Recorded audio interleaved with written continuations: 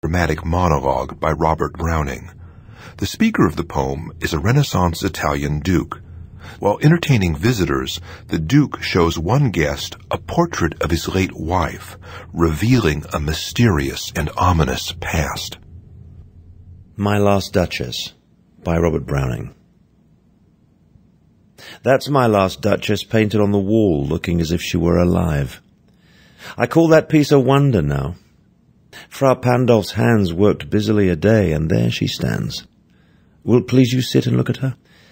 I said Frau Pandolf by design, for never read strangers like you that pictured countenance, the depth and passion of its earnest glance.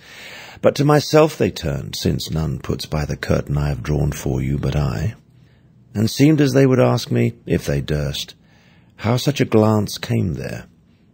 So, not the first are you to turn and ask thus.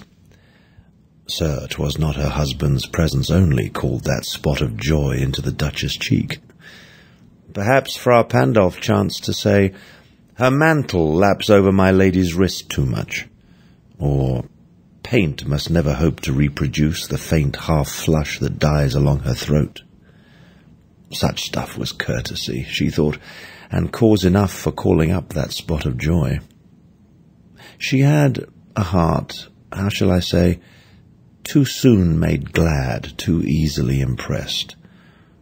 She liked whate'er she looked on, and her looks went everywhere. Sir, 'twas all one. My favour at her breast, the dropping of the daylight in the west, the bough of cherries some officious fool broke in the orchard for her, the white mule she rode with round the terrace, all and each would draw from her alike the approving speech, or blush at least. She thanked men. Good. But thanked somehow, I know not how, as if she ranked my gift of a 900-years-old name with anybody's gift. Who'd stoop to blame this sort of trifling? Even had you skill in speech, which I have not, to make your will quite clear to such a one, and say, just this or that in you disgusts me, here you miss or there exceed the mark. And if she let herself be lessoned so, nor plainly set her wits to yours forsooth, and made excuse, e'en then would be some stooping, and I choose never to stoop. Oh, sir, she smiled no doubt whene'er I passed her, but who passed without much the same smile? This grew. I gave commands, then all smiles stopped together. There she stands, as if alive. Will't please you write, We'll meet the company below then.